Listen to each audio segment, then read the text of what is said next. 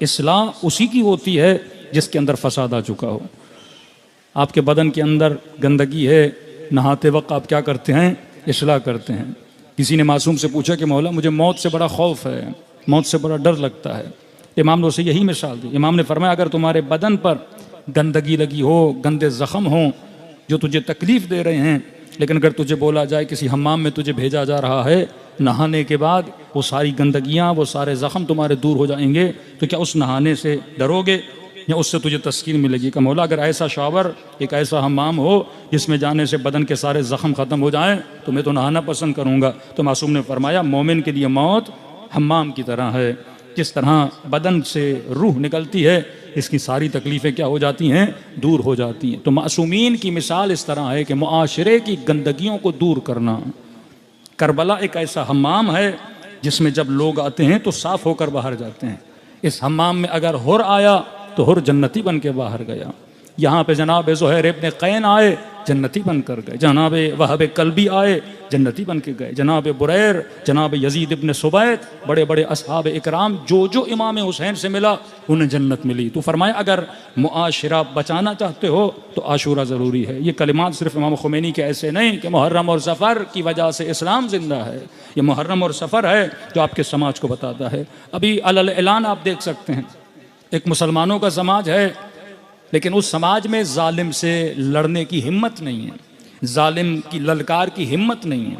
एक वो समाज है जिसको आप शिया समाज बोलते हैं, और हर शिया समाज नहीं, वो शिया समाज जिसने करबला से कुछ सीखा है, वो शिया समाज जिसने करबला से जालिम के मुकाबले में डटना सीखा है, वो शिया समाज जिसने ये सीखा है कि अपनी तादाद को न देखा करो, अपने हौसले को देखा करो, रब के तवक्कुल को देखा करो। इमाम हुसैन 100 लोगों के साथ मद्दे मुकाबिल 30,000 का लश्कर है। शुजाअत इमाम हुसैन देखें।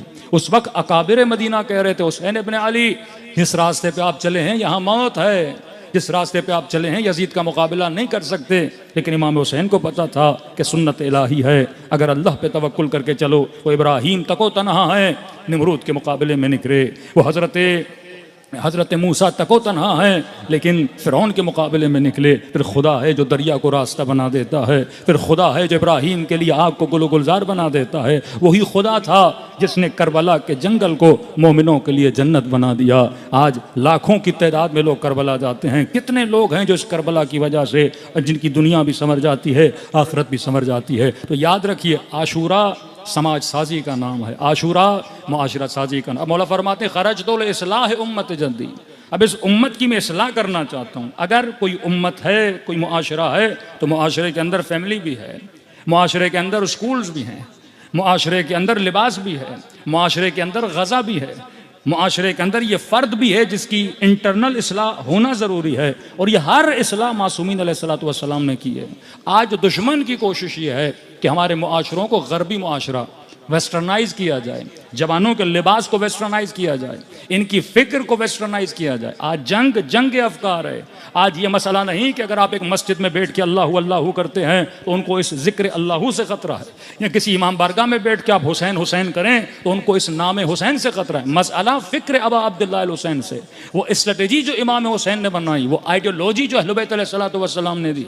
बहुत बड़ा तबका बोहरा का, बहुत बड़ा तबका आखानियों का, ऐसे शियों के बहुत सारे फ़िरक़े हैं, लेकिन किसी को दुश्मन से ऐसे फ़िरक़ों से ख़तरा नहीं है। लेकिन मसला शिया इस्ना अशरी से क्यों है? और वो शिया इस्ना अशरी जो आइडियोलॉजी को चलता है, वो शिया ज़ैदी जो इमाम हुसैन की आइडियोलॉजी को लेकर चलता है कि हम इस्तिक़बार जहाँ को कभी भी काबिल कबूल नहीं करेंगे। आज डिमांड की जाती है आपके माशरे में ये चीज़ होनी चाहिए, अगर होगी तो आपकी हुकूमतों को चलने देंगे, अगर होगी तो आपको कर्जा भी मिलेगा, अगर होगी तो आपको बजट भी मिलेगा। बड़ी आसान तरीके से NGOs लाई जाती हैं, USAID के नाम से प्रोजेक्ट्स दिए जाते हैं। ये ड्रामा, ये फिल्में जो आप देखते हैं, इनको बड़े बड़े बजट दिए जाते हैं। एक बजट सिर्फ इसीलिए होता है कि इस ड्रामे में जो खातून लिबास पहनेगी वो वेस्टर्नाइज लिबास होगा। प्रोजेक्टेड ड्रामे बनाए जाते हैं। अभी मसलन सैयद की गैर सैयद से शादी हो सकती है नहीं हो सकती, इस पे वो ड्रामे बना रहे हैं। एक तो मसला फ़िक़ी हो कि होना चाहिए कि नहीं होना चाहिए। भाई फिल्म इंडस्ट्री को क्या पड़ी है कि माशरे में एक मसला जो हमारा इंटरनल मसला है उस पर ड्रामा बना दिया जाए। लिबास कैसा होना चाहिए उस पर ड्रामा बना दिया जाए। अब ये बच्चे बच्चियां देखते हैं, इनके वजूद पे क्या होता है असर हो। इन्होंने सबसे पहले अपनी सोसाइटीज पे एक्सपीरियंस किए हैं, जब वो एक्सपीरियंसेस कामयाब हो जाते हैं फिर वो आपकी सोसाइटीज में आते हैं। ये खतरा जो इमाम हुसैन उस जमाने में महसूस कर रहे थे कि अगर यजीद और निज़ाम फस्क और निज़ाम तागूत के मुकाबले में नहीं आओगे, अगर हाकिम और हुक्मरान की जहनीत गुलामाना जहनीत बन गई, अगर वो सर्वेंट बन गए। ये मॉडर्न स्लेवरी का मतलब क्या है कि जहनी गुलामी जो टीवी के जरिए से, मीडिया के जरिए से, सोशल मीडिया के जरिए से जवानों के जहनों को कंट्रोल किया जाता है। आपकी बच्ची अगर किसी लिबास को पसंद करती है तो ऐसे तो नहीं कर रही, उसके सबकॉन्शियस में कोई चीज़ डाली गई है। आपका बेटा अगर किसी चीज़ को, ये पसंद और नापसंद की बुनियाद क्या है?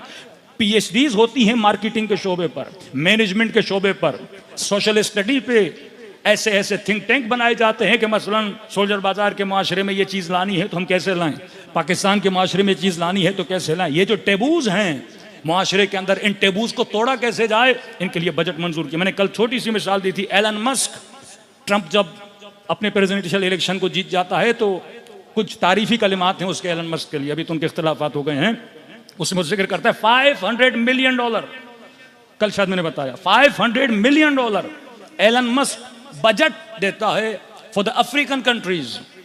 वो अफ्रीकन कंट्रीज जिनके लिए खाने के लिए नहीं, जिनके लिए लिबास पहनने के लिए नहीं, लेकिन $500 मिलियन बजट मंजूर करता है अपने जेब के पैसों से, ताकि वहां पे LGBT को क्या किया जाए, प्रमोट किया जाए। ये ट्रांसजेंडर और मुख्तलिफ मसाइल, मतलब वो चीज़ जो मगरिब में है उसी चीज़ को अफ्रीका में क्या किया जाए, मुंतकिल किया जाए।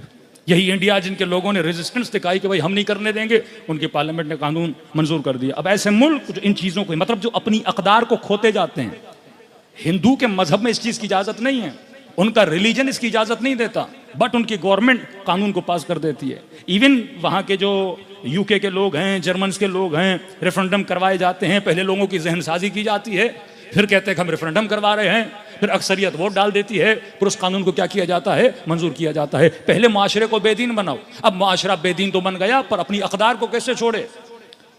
पाकिस्तानी खातून अगर बेदीन भी बन जाए लेकिन उसकी सकाफत, उसका लिबास, उसका कल्चर, वो उसको कैसे छोड़े, उसको छुड़वाने के लिए फिर कानून मंजूर कर दिए जाते हैं। फिर ऐसे लोगों को टीवीज़ पे लाया जाता है, ऐसे लोगों को बड़ी बड़ी पोस्टों पे बिठाया जाता है, ऐसे बद किरदार लोगों को माशरे के लिए ब्रांड बना के पेश किया जाता है ताकि आज की नस्लें क्या करें, उसको फॉलो करें। ये करबला अगर ना हो, ये आशूरा अगर ना हो, ये मजालिस अबा अब्दुल्ला ना हो, तो हमारे घरों से गैरत ख़त्म हो जाए, हमारे घरों से हया ख़त्म हो जाए, हमारे घरों से चादर ख़त्म हो जाए, हमारे घरों से तहजीब सैयदा ज़ैनब ख़त्म हो जाए। ये मजलिसें हमें तहजीब और मुआशरे को मुहज़्ज़ब बनाने के लिए हैं। तभी हमने अर्ज़ की, 10 आयन मैंने आपकी खिदमत में रखे कि करबला अक्ल को शार्प करती है, करबला इल्म बढ़ाती है, करबला मकाम इबरत पे लाती है, करबला दुश्मन शनासी सिखाती है, करबला हमारे इमोशंस को सही सिमत में लाके खड़ा कर देती है, करबला हमारे अकायद को मजबूत करती है, करबला हमें बताती है कि अहले बैत अलैहिस्सलातु वस्सलाम से इल्म लेना है और उस इल्म पे क्या करना है, अमल करना है। आज इस्लाह मुआशरे पे मैं बाद में आऊँगा, इस्लाह फैमिली पे बात करता हूँ, जिस पे कुरान ने भी गुफ्तगू की है और अहले बैत अलैहिस्सलातु वस्सलाम ने भी सलवात पढ़े, मोहम्मद व आले मोहम्मद।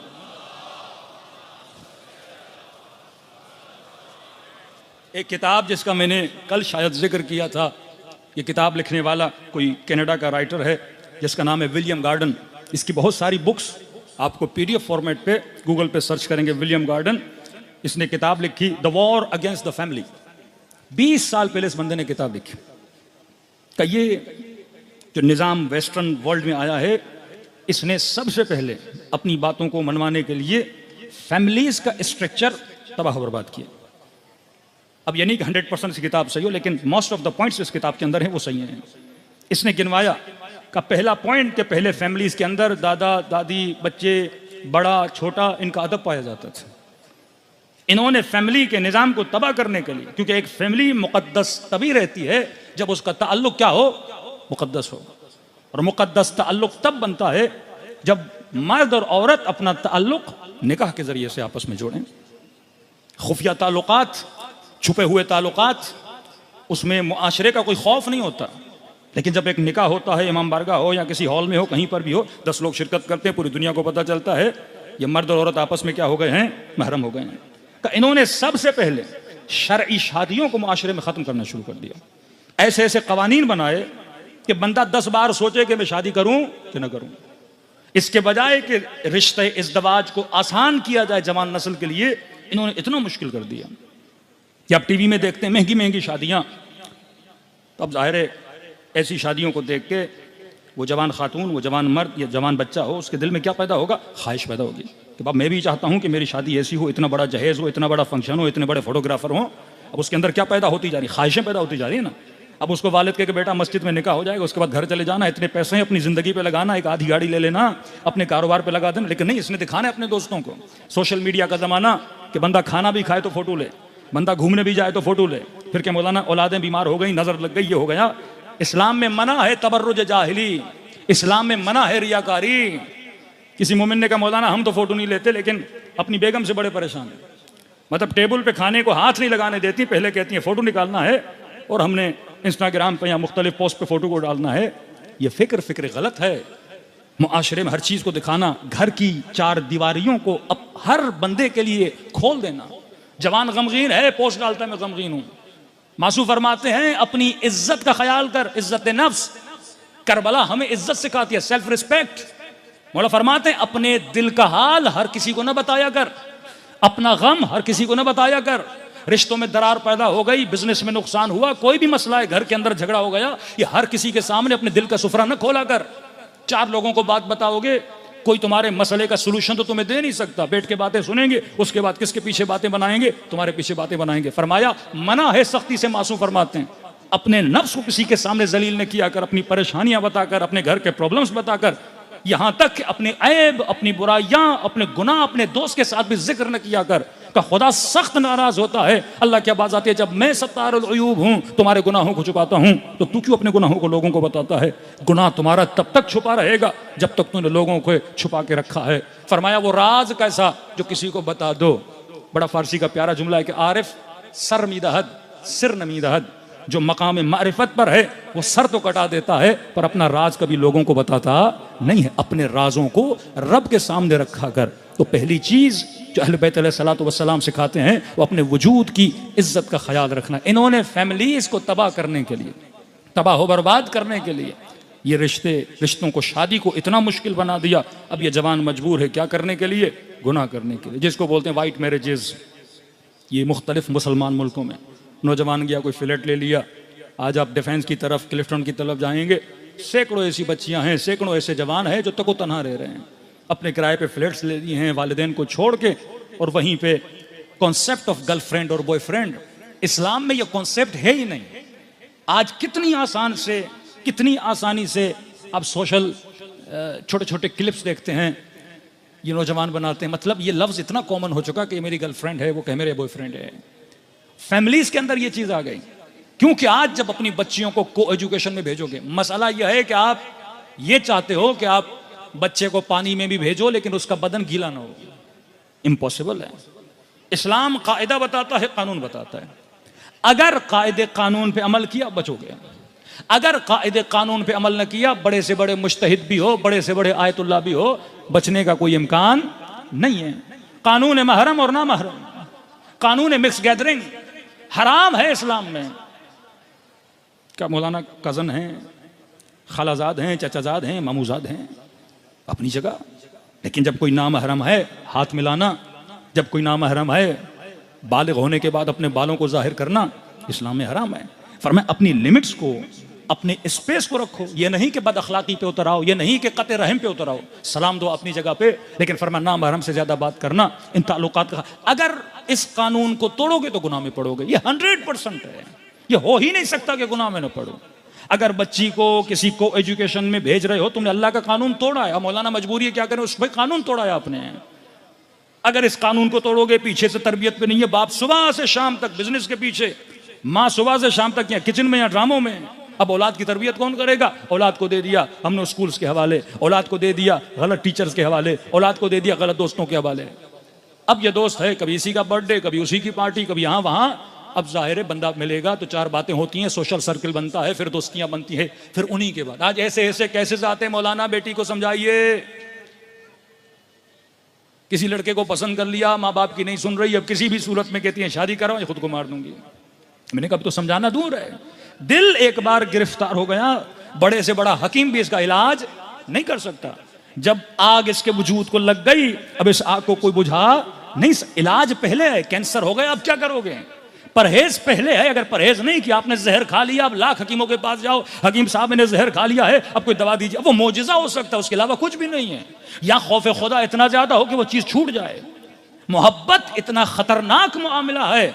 तभी फरमाया क्योंकि अल्लाह इंसान की नेचर को जानता है। उस नेचर को जानते हुए जिस तरह 2+2 4 होता है, इसी तरह खुदा ने कानून बनाए हैं, कुरान ने कवानीन बताए हैं। जब तक आप उन कवानीन पे नहीं चलोगे, आपकी जिंदगी कभी बच नहीं सकती। अब इनको पता था, यूनिवर्सिटीज ऐसी बनाओ, एजुकेशन सिस्टम ऐसा बनाओ कि नौजवान नस्ल, फिर इंटरनेट, फिर मुख्तलिफ दोस्तियां, अप्रोच इतनी गुनाह की आदत। अब हलाल अगर जवान करना चाहे तो शादी मुश्किल, खर्चे इतने, मसाइल इतने, वालिदैन की सख्तियां इतनी कि मौलाना बेटी अभी बैचलर कर रही है, अभी शादी नहीं करा सकते।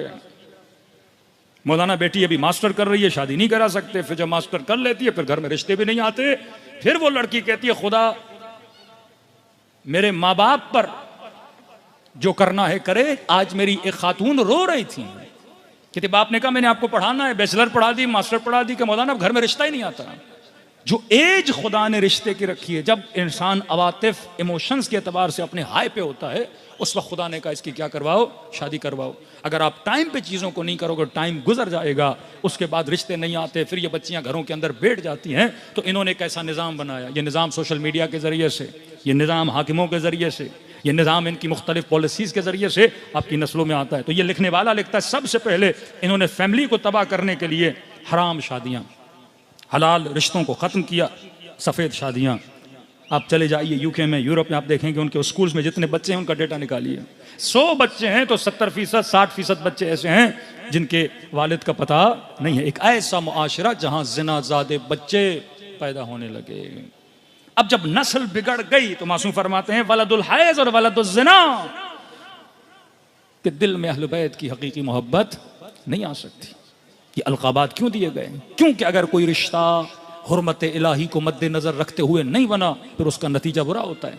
क्यों हजरत लुकमान अपने बेटे को नसीहत करते, बेटा ये तवक्को न रखो, अगर तुमने दाना गंदुम का डाला है तो जौ उगेगी, या जौ का दाना तुमने जमीन में बोया है, अब तवक्को करो कि चने वहां से निकलेंगे। नहीं, जो बोगे वैसी चीज बाहर निकलती है। तो ये कवानीन अहले बैत, ये वो इस्लाह जो इमाम हुसैन करना चाहते हैं। यजीद क्यों बना? पीछे उसकी तरबियत का असर है। करबला में अकबर क्यों बना? उसमें उनकी बड़ों की तरबियत का असर है। ये असर और तरबियत उम्मुल बनीन है कि अब्बास जैसे बेटे बावफा करबला में खड़े हैं। तो सबसे पहले इन्होंने फैमिली को तबाह करना चाहा। फैमिली को तबाह करने के लिए शादी मुश्किल कर दी ताकि ये हराम रिश्तों में पड़ जाएं। और फरमाया कि घरों में अब शादी तो कर ली, फिर औलाद पैदा नहीं करते। बिल्कुल औलाद पैदा करने का रेशो आप वेस्ट में चले जाएंगे कम होता जा रहा है। अब जाहिर है इंसान के अंदर मोहब्बत और उल्फत है, ये बड़ा हो जाता है, इसको चाहिए किसी से मोहब्बत करे। फिर इनकी गोदों को जानवरों से भर दिया।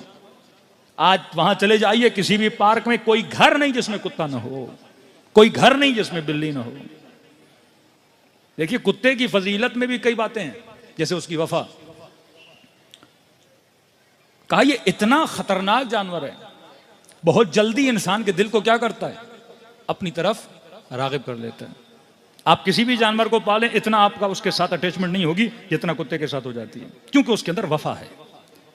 तभी का इसको घर से बाहर रखो, क्योंकि अगर ये घर के अंदर आया तो जिसकी जगह घर में होनी चाहिए उसकी जगह पर भी क्या कर लेगा, कब्जा कर लेगा।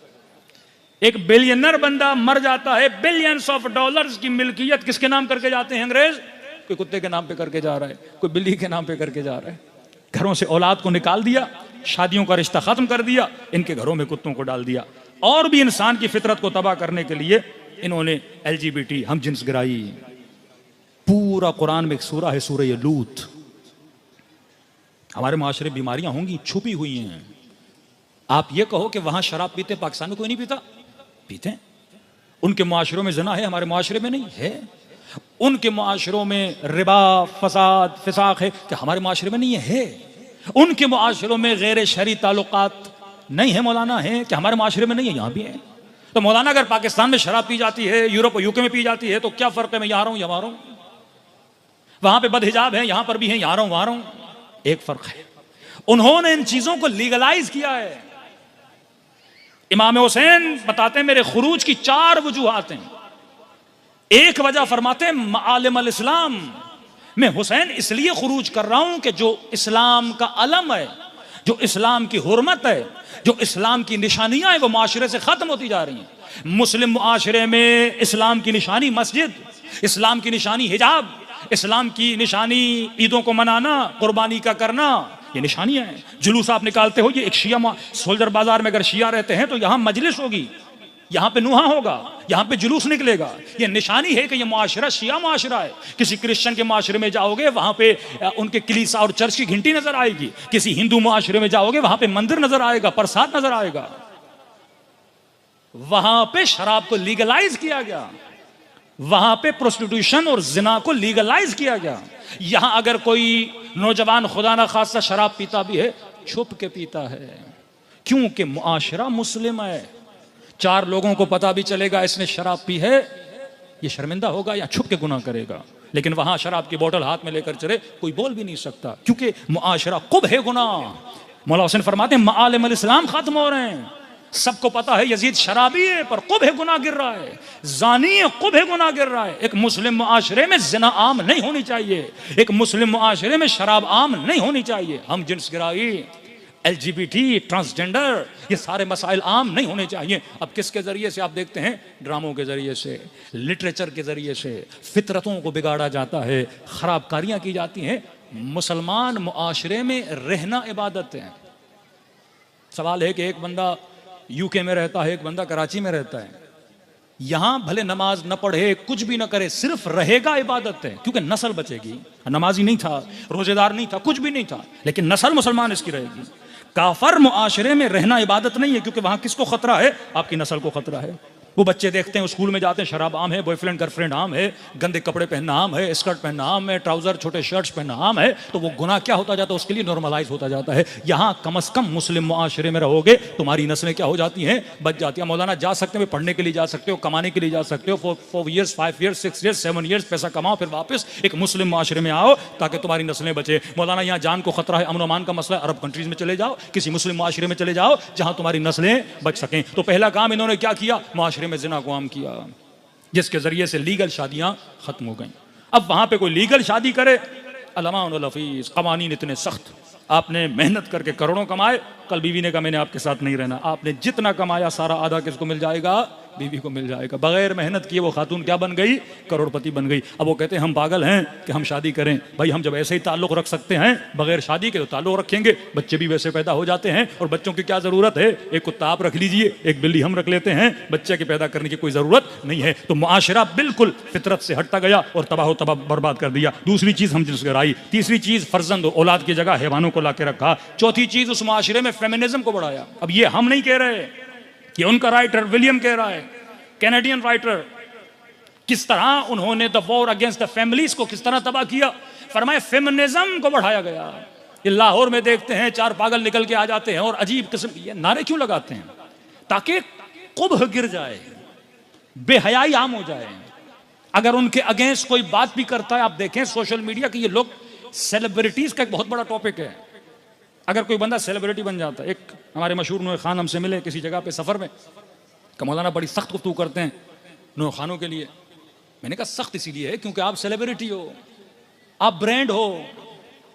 आप अगर आम नूह खान होते, 4 लोग आपको जानते और मुआशरा ना जानता, तो फिर कोई मसला। जब आप ब्रांड बन जाते हो, जब आप अब सेलिब्रिटी, चाहे क्रिकेटर हो, चाहे सियासतदान हो, चाहे कोई आर्मी का फोर्सेस का बंदा हो, अगर सेलिब्रिटी बन जाए, मतलब हर बंदा उसे जानने लगे, मैंने कहा फिर आप रोल मॉडल बन जाते हो। आप जैसी वॉच पहनोगे लोग फॉलो करेंगे, आप जैसे कपड़े पहनोगे लोग, आप इमाम बन जाते हो माशरे के। रोल मॉडल का मतलब, सबसे पहले दुश्मन सेलिब्रिटीज को खरीदता है। कोक बेचनी है, पेप्सी बेचनी है, आपके पास नहीं आएंगे। 1 करोड़ लेके जाएंगे किसी क्रिकेटर के पास, जनाब आप अपनी शर्ट पे हमारा लोगो लगाइए। चिंगम आपने चबाना है तो हमारा, कपड़े पहनने हैं तो हमारी कंपनी का बैट आपने हाथ में रखना है, क्योंकि आप सेलिब्रिटी और पीपल विल फॉलो यू, लोग उसको फॉलो करेंगे। इसी तरह जब एक नूह खान सेलिब्रिटी बन जाता है तो लोग उसको फॉलो करते हैं। मैंने कहा आप अगर गलती करोगे तो आप नौजवानों को बिगाड़ रहे हो। आपका लिबास, आपके बाल, आपके स्टाइल, आपका बोलना, आपका किरदार, आपकी रफ्तार ऐसा होना चाहिए कि लोगों को फील हो कि किसके मानने वाले हो, अहले बैत अलैहिस्सलातु वस्सलाम। मैं अक्सर नौजवानों को जिस नूह खान की मिसाल देता हूँ, मोहम्मद रसूली ईरान का बहुत प्यारा नूह खान है। आप देखें नूहा पड़ता है, चेहरे से गम, बाल देखो बिखरे हुए। अब एक मेकअप होता है खुद को खूबसूरत करने के लिए, एक मेकअप होता है अयामे अज़ा और अज़ा को अपने चेहरे पे अया करने के लिए। इमाम रज़ा फरमाते हैं ना, सर पे खाक, गरेबां चाक, सर से अमामा उतरा हुआ, पाँवों में जूतियाँ नहीं, वब्न शबीब देख, हर देखने वाला, इमाम ने एक ऐसा हुलिया बनाया कि हर देखने वाला पूछ रहा था फर्जंद रसूल क्या हुआ। एक मैंने नुहा देखा, इन्हीं नुहे खान का, मोहम्मद रसूली का, इन्होंने अपने होंठों पे खाक लगाई हुई थी तुरबत इमाम हुसैन की, और वो होंठ बिल्कुल खुश्क हो गए थे, और वो नुहा किसका पढ़ रहे थे, जनाब अली असगर का नुहा पढ़ रहे। और देखने वाले को फील हो रहा था जब अली असगर प्यासे थे तो उनके होंठों के ऊपर कैसी खुश्की होगी। अपनी जात को नुमाया नहीं कर रहा, वो अज़ा इमाम हुसैन को क्या कर रहा है, नुमाया कर रहा है। यहाँ हैं कई नौजवान, नुहे खान अहमद रज़ा नासरी माशाल्लाह बड़ी शायरी का इंतखाब अच्छा करते हैं, कई ऐसे नुहे खान हैं दूसरे भी जो वाकई दिक्कत के साथ नुहें पढ़ते हैं कि हमने खत देनी है, हमने लोगों को एक जगह से उठा के इनकी फिक्र को दूसरी जगह पे लेकर जाना है। रहबर मौज़म फरमाते हैं तुम्हारे नुहों में इरफान होना चाहिए, तुम्हारी तकारीर में इरफान। इरफान का मतलब कलाम मासूमीन बताओ और लोगों को उबूर करवाओ, जहां इनकी फिक्र रुकी हुई है एक जगह से फिक्र को उठा के दूसरी जगह पर लेकर जाओ। कल ये जवान शादी करेगा, इसने एक नस्ल बनानी है। ये खातून जो मजलिस में आकर बैठी, इसने माँ बनना है, इसने एक बेटी की तरबियत करनी है। ये बाप जो बाहर कमाने जा रहा है, इसने रिज़्क़ हलाल अपने बच्चों के शिकम में डालना है, एक ऐसी रोजी अपने बच्चों के शिकम में डालनी है कि ये बच्चे मेयार बन सकें, इमाम ज़माना के लिए ज़मीन ज़हूर को फराहम कर सकें। ज़हूर कैसे होगा जब तक वो माशरा हुसैनी नहीं बनेगा। पड़े हुए हों जो मुख्तलिफ नशों में, घुटकों में, मुख्तलिफ चीज़ों में, एक जवान को सोचना चाहिए मैं अपनी ज़बान को, अपने मुंह को किन चीज़ों में इन्वॉल्व कर रहा हूँ। एक खातून को सोचना चाहिए जब बेफर छुपाने में।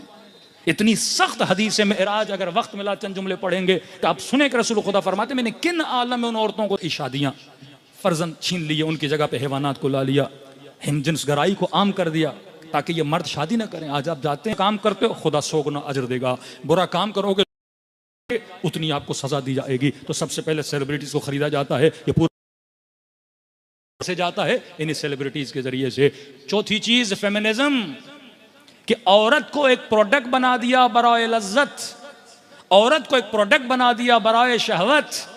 आज फिल्म हो या ड्रामा हो, मुख्तलिफ जगह पे शोबिज में चले जाए कि शोबिज बंदे से पूछ ले एक औरत का वहां पे इस्तेमाल क्या है, सिर्फ नुमाइश वजूद, सिर्फ नुमाइश जीनत, क्योंकि मर्द को उस जीनत की तरफ अट्रैक्शन है। लिहाजा कमर्शलिज्म का ज़माना है, कैपिटलिज्म में हम रहते हैं, हर चीज़ की बोली लगाई जाती है, कीमत लगाई जाती है। लेकिन करबला ने आपको इज्जत दी, करबला ने आपको आबरू दी, करबला ने आपको चादर दी, करबला ने आपको हया दिया, करबला ने मर्दों को गैरत दी। सलवात पढ़े मोहम्मद व आले मोहम्मद पर।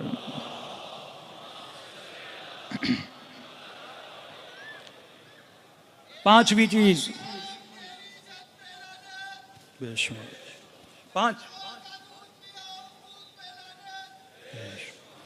पांचवी चीज तनव्वु तलबी। इतनी जिंदगियों में वैरायटी बढ़ा दी, अब ये इंसान एक चीज पे मुतमईन नहीं होता। वो रिश्ते हों, वो रिलेशंस हो, या मल्टीपल रिलेशंस में जाना चाहता है। वो घर हो या मल्टीपल घरों में रहना चाहता है। वो लिबास हो, ये इतनी वैरायटी बढ़ा दी कि इंसान एक जगह पे रुकता नहीं, मल्टीपल वैरायटीज। अब थोड़ा कुरान की तरफ आते हैं। कुरान ने भी फैमिलीज पे गुफ्तगू की है। कुरान की निगाह में फैमिली कैसी होनी चाहिए। पहली आयत, खलक़ लकुम अज़वाजन लितस्कुनु इलैह। खुदा कहता है मैंने ज़ौज बनाया तुम्हें, मर्द और औरत। किस लिए बनाया? अल्लाह कहता है मैंने ये रिश्ता बनाया सुकून के लिए। ये तस्कुनु, फारसी में घर को कहते हैं मस्कन। घर एक ऐसी जगह जहां पे इंसान सुकून ले। अब ये पांच चीजें सुनिए, अगर रिश्ते के अंदर ये पांच चीजें नहीं, रिश्ते का फायदा नहीं। बंदा शादी करे पर सुकून नहीं हो तो शादी का फायदा क्या? शादी लज्जत जिस्मानी लज्जतों के लिए सिर्फ नहीं है। अगर इंसान ने सिर्फ जिस्मानी लज्जत लेनी है, 100 जगह से ले सकता है। असल मकसद शादी का क्या था? ताकि सुकून मिले। ऐसी बीवी जो मर्द को सुकून दे, ऐसा शोहर जो अपनी जोजा को सुकून दे। फरमाए हमने अज़वाज को खल्क किया ताकि तुम्हें क्या मिले? सुकून मिले। दूसरी फरमाए वजअल बैनकुम मवद्दह, हमने तुम्हारे बीच में क्या रखी? मवद्दत। एक है हुब, एक है वुद। मन मात अला हुब आले मोहम्मद कुल ला असअलुकुम अलैहि अजरन इल्लल मवद्दत फिल कुर्बा। हुब है एक तरफा, आप किसी से मोहब्बत करते, वो आपसे नहीं करता, इसे कहते हैं हुब। हो सकता है शोहर बीवी से मोहब्बत करे, बीवी इतनी ना करे। आप औलाद से करें, औलाद ना फरमान हो, आपसे ना करे। आप भाई से करो, भाई आपसे ना करे। आप फला मोमिन से मोहब्बत करो, वो ना करे। ऐसे कहते हो भाई एक तरफा है। हमें कहा कि आले रसूल से क्या करो, मवद्दत करो। खुदा कहता है घर मस्कन बाइस सुकून। दूसरा कहता है वजअल बैनकुम, हमने तुम्हारे बीच में क्या रखा, मवद्दत रखी। वुद कहते हैं मोहब्बत दो तरफा। वो घर कामयाब है जिसमें दो तरफा मोहब्बत हो। ये नहीं कि आप मोहब्बत करो, अगला बंदा आपसे मोहब्बत नहीं। तीसरी चीज वजअल बैनकुम मवद्दतम व रहमह, मवद्दत भी रखी। और खानदान और घर वो होता है जिसके अंदर रहमत हो। तीन वर्ड आ गए, हुब, वुद, रहमत। मतलब एक खानदान के अंदर मोहब्बत हो। मोहब्बत का मतलब आपका छोटा भाई आपका एहतराम नहीं करता, लेकिन आप उससे मोहब्बत करो, छोड़ो नहीं। माँ देख रही है औलाद है नाफरमान है, कोई बात नहीं, माँ मोहब्बत नहीं छोड़ेगी। हाँ, एक मर्तबा खानदान बहुत अच्छा, उसके अंदर मोहब्बत भी होनी चाहिए। अगर देखो माँ मोहब्बत कर रही है तो जवाब किससे जाना चाहिए, मोहब्बत से जाना है। तीसरी चीज है रहमत। रहमत का मतलब यह है, मसलन आप एक रिश्ते में थे, दो भाई थे, कारोबार साथ करते थे, कमाई इक्वल आती थी, वो अपना हिस्सा लेता था, आप अपना हिस्सा लेते थे, लेकिन अचानक आपके भाई का एक्सीडेंट हो गया, खुदा ना खास्ता अपाहिज हो गया या बीमार हो गया, डॉक्टर ने कहा 6 महीने इसने रेस्ट करनी है। अल्लाह कहता है अब इस फैमिली के अंदर रहमत भी होनी चाहिए। फिर 6 महीना उसे खिलाओ क्योंकि तेरा भाई है। 6 महीना अपनी बहन के बच्चों को पालो क्योंकि वो यतीम हो गए हैं। फैमिली तब बनती है जब उसके अंदर रहमत हो। अगर वो नहीं कमा पा रहा तो उसकी मदद कर, अगर वो तुझसे मोहब्बत करता तो उसके साथ बदले में क्या कर, मवद्दत कर। चौथी चीज फरमाया कुर्रत आयुन जअलना मिन अज़वाजना व ज़ुर्रिय्यातना कुर्रत आयुन। कुर्रत आयुन कहते हैं आंखों की ठंडक। इस महीने में माह मुहर्रम में तकरीबन 2 मुहर्रम को जनाब ज़करिया ने दुआ की, ऐ खुदा मुझे एक बेटा अता कर। उलमा फरमाते हैं माह मुहर्रम में हज़रत ज़करिया की नीयत रख के जो साहिबान औलाद नहीं है वो दुआ करें कि खुदा हमें हुसैन के सदक़े में क्या अता कर, औलाद अता कर। और खुदा ने हज़रत ज़करिया को जनाब यही अता किया। तो कहा कि ये मेरे लिए क्या है, कुर्रत आयुन है, आंखों की ठंडक। वो खानदान जिसके अंदर औलाद क्या हो, आंखों की ठंडक हो। पांचवी चीज फरमाया हुन्ना लिबासुन लकुम व अंतुम लिबासुन लहुन्ना। रिश्ता तब बनता है जब ये एक दूसरे का क्या बने, लिबास बने। शोहर बीवी का लिबास, बीवी शोहर का लिबास। अब लिबास की मिसाल क्यों दी, कोई और मिसाल देता कुरान मजीद, लेकिन ये कुरान हिकमत की किताब है। अल्लाह ने कौन सी मिसाल दी, लिबास। लिबास इंसान के लिए बाइस ज़ीनत है। आप लिबास क्यों पहनते हैं, क्योंकि आप उससे खूबसूरत लगते हैं, जेंटलमैन लगते हैं। अच्छा लिबास पहनेंगे, गंदा लिबास पहनेंगे आप बुरे लगेंगे। फरमाया बीवी शोहर का लिबास, शोहर बीवी का लिबास। ये घर तब बनता है जब एक दूसरे के लिए क्या बनो, बाइस लिबास बनो, एक दूसरे की खूबसूरती का बाइस बनो। दूसरी चीज लिबास क्या है, अगर गर्मी का मौसम है तो मैंने नाजुक अबा पहनी हुई है, अगर मोटी अबा पहन के आऊं तो कहेंगे मौलाना ने लिबास मुनासिब नहीं पहना। कल मैं स्वेटर पहन के आ जाऊं कहेंगे मौलाना हो सकता है कोई मसला हो गया इनके साथ कि इतनी गर्मी में स्वेटर पहनकर आ गए हैं। तो लिबास मुतनासिब बफसल, मुतनासिब होता है मौसम के साथ। अगर गर्मी का मौसम है तो लिबास नाजुक, अगर सर्दी का मौसम है तो लिबास गर्म होना चाहिए।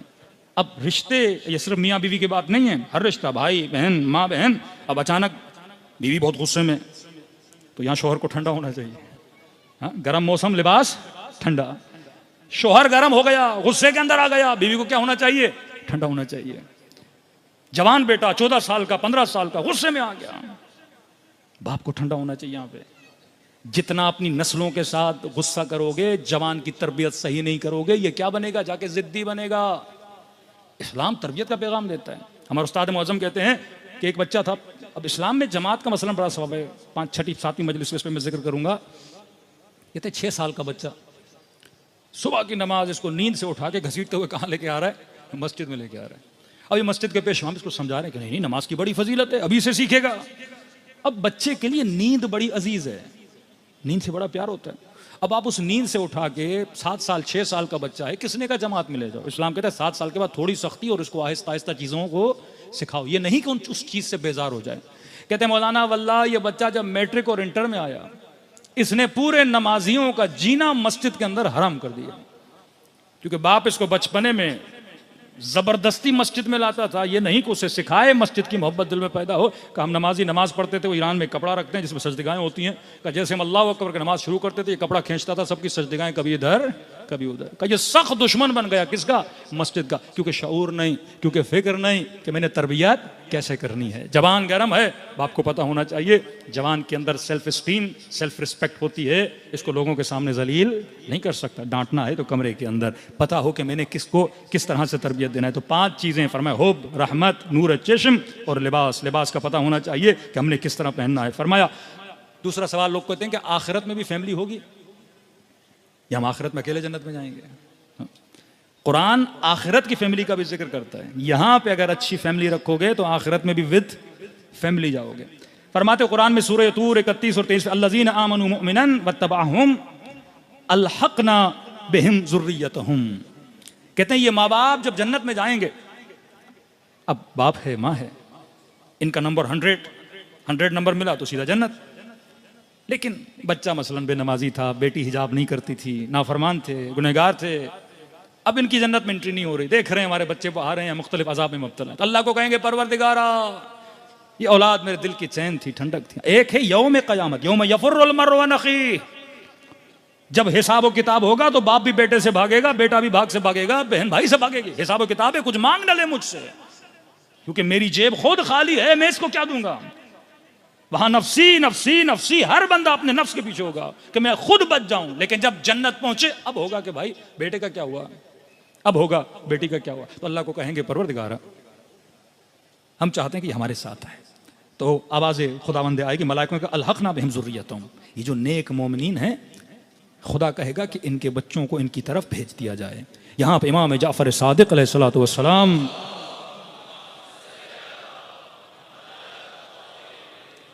इमाम से पूछा गया, मौला ये जो गुनहगार बच्चे हैं कैसे जाएंगे? क्या इन माँ बाप का नंबर कम किया जाएगा? इनकी नेकियां बच्चों को देकर, अगर ये 100 पर हैं, 10 नंबर बच्चों को देके फिर इनको लाया जाएगा, यानी इनका मकाम घट जाएगा? इमाम ने फरमाया नहीं, परवरदिगार आलम क्योंकि ये खुद नेक थे, इनकी वजह से उनके बच्चों पर इरफाक करेंगे।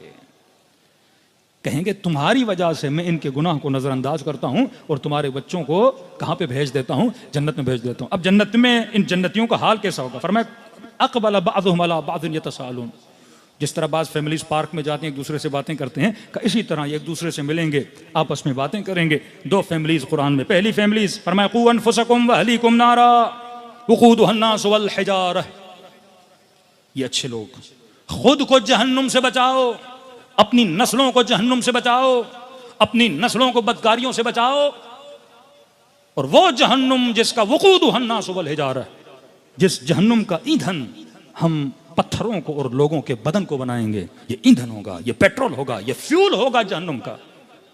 जहन्नुम का फ्यूल कोई और नहीं, ये गुनहगार इंसानों का बदन है जो जहन्नुम में डाला जाएगा। अब फरमाया जिसने अपने नस्ल को और बच्चों को जहन्नुम से बचाया, वो फैमिली कौन सी है? वो करबला में मौजूद है, असहाब इमाम हुसैन में। मिसाल जनाब यजीद इब्न सुबैत, बसरे के रहने वाले हैं। अल्लाह ने कई बेटे दिए, लेकिन 2 बेटे इनके साथ चले। ये नहीं कि बेटों को ज़बरदस्ती करते, दावत दी मैं हुसैन की मदद के लिए जा रहा हूँ। 2 बेटों ने कहा बाबा हम आपका साथ देंगे। चंद लोगों के साथ मक्के पहुंचे, इमाम हुसैन का साथ दिया, करबला तक इमाम हुसैन के साथ चले। यौम आशूर अपने बेटों को जनाब यजीद इब्न सुबैत ज़ियारत नाहिया पढ़ते, अस्सलामु अलैका या यजीद इब्न सुबैत व अला वलदै अब्दुल्लाह व उबैदुल्लाह। ये कौन सलाम कर रहे हैं? फर्जंद रसूल। हमारे उस्ताद कहते जब करबला में जाता हूँ, कहते हैं सारे लोग इमाम हुसैन के ज़रिए पे बड़ा रश होता है, जाना मुश्किल होता है। तो कहते हैं मुझे पता है इमाम हुसैन के पास रश बहुत है, क्योंकि इतने लोग इमाम हुसैन के पास जा रहे हैं। तो कहते हैं मैं चला जाता था जनाब यजीद इब्न सुबैत के पास और कहा अस्सलाम वालेकुम यजीद इब्न सुबैत, तुम पर सलाम हो, तुम्हारे 2 बच्चों पर सलाम हो। अब का मौला हुसैन के पास रश बहुत है, तुम्हारे पास रश कम है। ये भी बाबुल हवाइज है ना, अहले बैत ने अपने असहाब को अपना बाप बनाया है, दरवाजे हैं। तो मैंने कहा कि इमाम हुसैन के पास रश बहुत है, लोग बहुत गए, आप क्योंकि असहाब इमाम हुसैन हो तो यहाँ रश कम है, तो मैं अपनी हाजत आपके पास लेकर आया हूँ, क्योंकि आप मौला हुसैन के करीब हो, मेरी हाजत इमाम हुसैन तक पहुँचा दो ताकि अल्लाह मेरी दुआ को क्या करे? कबूल करे। फिर कहते मैं इनके लिए 2 रकात नमाज पढ़ता था और खुदा मेरी हाजत रवाई कर देता था। ये वो जिन पे इमाम हुसैन क्या करें? सलाम करें। नाम यजीद है, जब लानत भेजें तो ये भी जहन में रखें वो यजीद कौन है और ये यजीद कौन है। कुछ ऐसे भी थे हमारे यहाँ, जंग के किरदार और जंग फिक्र और अफकार है, इन्होंने कुर्बानी दी। दूसरी फैमिली, एक फैमिली जिसने अपने नफ्स को बचाया, अपनी नस्लों को बचाया और जहन्नुमी न बने और जन्नती बने जैसे जनाब यजीद इब्न सुबैत उनके बेटे। दूसरी फैमिली, इन्नल खासिरीन अल्लज़ीना खसरू अनफुसहुम व अहलीहिम, अल्लाह कहता है बदबख्त हैं वो लोग जो खुद भी खसारे में गए, अपनी फैमिलीज को भी खसारे में लेकर गए। इनमें मिसाल है उमर साद की, इसका बेटा जवान बेटा, इसका बदबख्त का बेटा हफ्स, अब खुद तो जहन्नुमी बना लेकिन अपने बेटे को भी करबला लेकर आया। और बेटा भी इतना बदबख्त कि जब इसका बाप कभी डगमगा जाता था कि आगे बढ़ूं कि नहीं बढ़ूं, ये अपने बाप को अप्रिशिएट करता था कि आगे जाओ। और ये वो फैमिली है जो जहन्नुमी बनी। जनाब मुख्तार जब उमर साद के पास है, ये बिस्तर में लेट रहा था और इसको अपने बिस्तर में ही जनाब मुख्तार ने कत्ल किया। जब इसको कत्ल किया तो इसके बेटे ने शोर मचाना शुरू किया। अब हाफिज जो इसका बेटा है, जनाब मुख्तार उसका मामू है, सगा मामू है। जब इसने शोर मचाना शुरू किया कि मेरे मामू होते हुए तुमने मेरे बाप को मार दिया, तारीख लिखती है मुख्तार ने इसका भी गला काट दिया। ये शिद्दत अकीदा और विलायत अहले बैत तो देखें। बहन का बेटा है लेकिन कहा नहीं, दुश्मन हुसैन है तो मेरा तुमसे कोई रिश्ता नहीं है। अब एक जगह सर पड़ा है जनाब यजीद इब्न सुबैत का और उसके दो बेटों का, अब्दुल्ला और उबैदुल्ला। तसव्वुर करें दूसरी जगह पे सर पड़ा है उमर साद का और उसके बेटे का हफ्स का। ये दो फैमिलियां हैं, एक जो जन्नत की तरफ रवाना हुए, दूसरे जो जहन्नुम की तरफ भेजे गए। अगर मौला हुसैन की मदद करता आज इन मजलिसों में इस लई पे सलाम भेजे जाते ना, दुनिया याद करती है इसे। लेकिन इसने खुद को क्या बनाया, जहन्नुमी बनाया। करबला ये सिखाती है कि जन्नत का रास्ता क्या है, जहन्नुम का रास्ता क्या है। विदिन 3 years ये मारा गया, 3 साल के अंदर। 3 साल की जिंदगी के लिए इसने हुसैन इब्न अली को छोड़ा। तो मेरे अजीज, करबला आशूरा साजी, करबला फैमिलियों की इस्लाह, करबला समाज की इस्लाह, करबला हिम्मत, करबला शुजाअत का नाम है। आइए दिलों को उसी करबला की तरफ रवाना करें। अर्ज़ कर इमाम हुसैन से कि मौला अगर कोई निजासत, गलाजत इस क़ल्ब के अंदर है तो इन दिनों के सदक़े में हमारे दिलों को पाक फरमा दे। हमारी नस्लों को ऐसा बना जैसा हुसैन इब्न अली हमारी नस्लों को देखना चाहते हैं। फरमा जब सलाम करो तो ये तसव्वुर करो ये तेरी ज़िंदगी का आखिरी सलाम है, ये तेरी ज़िंदगी की आखिरी मजलिस है।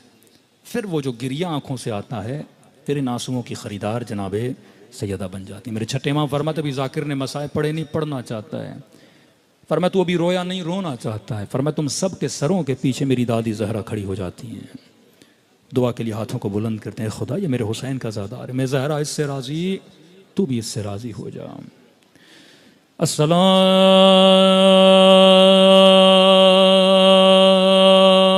अलल हुसैन व अला अली इब्न अल हुसैन व अला औलाद अल हुसैन व अला असहाब। मजमा बहुत है, हुसैन की ज़दा बुलंद हो, सब मिलके अस्सलाम अलल हुसैन व अला अली इब्न व अला औलाद अल हुसैन व अला। सब मिलके अस्सलाम अलल हुसैन व अला अली इब्न व अला औलाद अल हुसैन व अला असहाब। मेरा सलाम हो ज़ैनब की लुटी हुई चादर पे।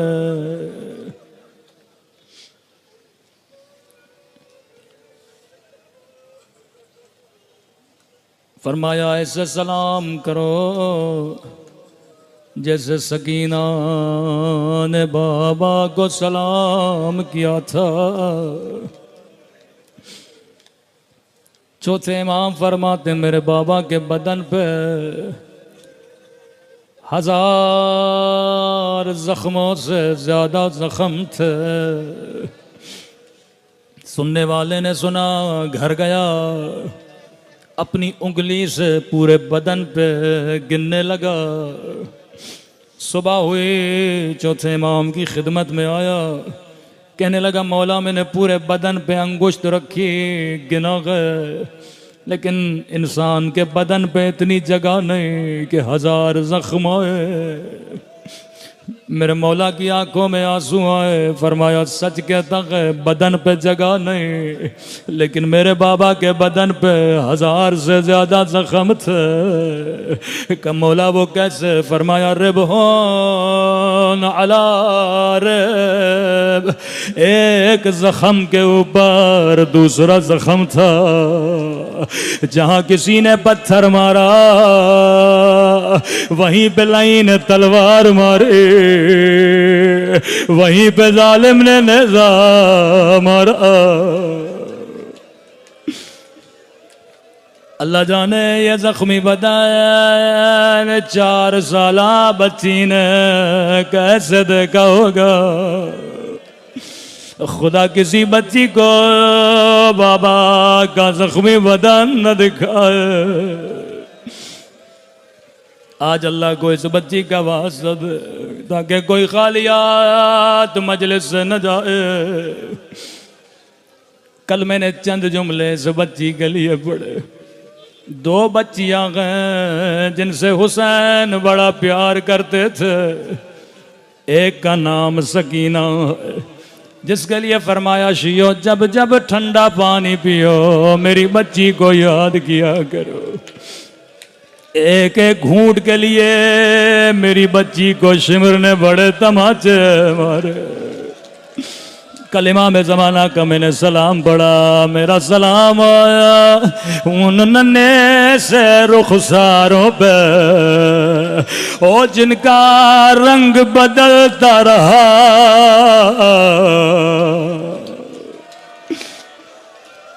जब जब ठंडा पानी पियो मेरी सकीना को याद किया करो। कभी अपनी छोटी बच्चियों के चेहरों पे तमाचे न मारा करो। लेकिन आइए खुदा को आज एक और बच्ची का वास्ता देते। ये बच्ची बहुत मजलूमा है, लेकिन एक और बच्ची जो बीमार भी है, परेशान भी है। सकीना कम अज कम बाबा के पास थी, अकबर के साथ थी, अब्बास की गोदी में बैठी। लेकिन मेरे अल्लाह तुझे यतीम सुगरा का वास्ता जो मदीने में बाबा बाबा करके रोती रहे। फरमाया अब्बास का गजला कलम ला, उन बच्चों के नाम लिखो जो मेरे साथ चलेंगे। अब्बास लिखो, सकीना साथ चलेगी, अकबर साथ चलेंगे, कासिम साथ चलेंगे। लेकिन गाजी कहते हैं जब सुगरा का नाम आया फरमाया अब्बास मेरी बच्ची बीमार है, बीवियों को कहो सुगरा को घर की चाबियां दे दे, घर के सहन में 4 पाई लगा दे और कहो सुगरा से खुदा हाफिज करे। बीमार बच्ची 4 पाई पे बिठाया, घर के सहन में रखा। एक एक बीबी आती थी, सीने से लगाती थी, कहती थी खुदा हाफिज सुगरा अगर जिंदगी रहे तो फिर मिलेंगे। रावी कहता ये बच्ची खामोश थी, एक एक बीबी खुदा हाफिज करती गई। लेकिन जब ज़ैनब की बारी आई पुफी ने सीने से लगाया, कहा खुदा हाफिज सुगरा अगर जिंदगी रही तो फिर मिलेंगे। अब तक सुगरा सुगरा खामोश थी, लेकिन जब ज़ैनब ने कहा जिंदगी रही मिलेंगे, बच्ची ने दोनों बाहें पुफी के गले से डाल दी। कहने लगी पुफी अम्मा मैं समझ गए, अब मेरा बाबा वापस नहीं आएगा, अब मेरा अकबर वापस नहीं आएगा।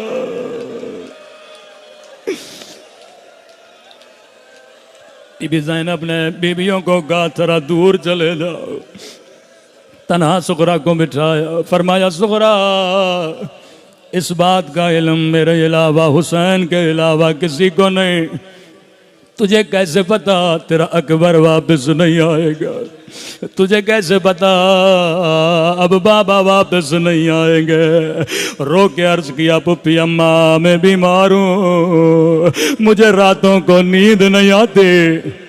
आधी रात का वक्त था, आसमां से एक नूरी हमारी उतरी। नूरी हमारी में एक काले बुरके में बीवी थे, सर पे खाक डालने लगे, रोके कहने लगी मेरे हुसैन तेरी माँ ज़हरा तुझे कहाँ कहाँ रोएगे? ओ करबला में रोएगे या शाम के बाजार में?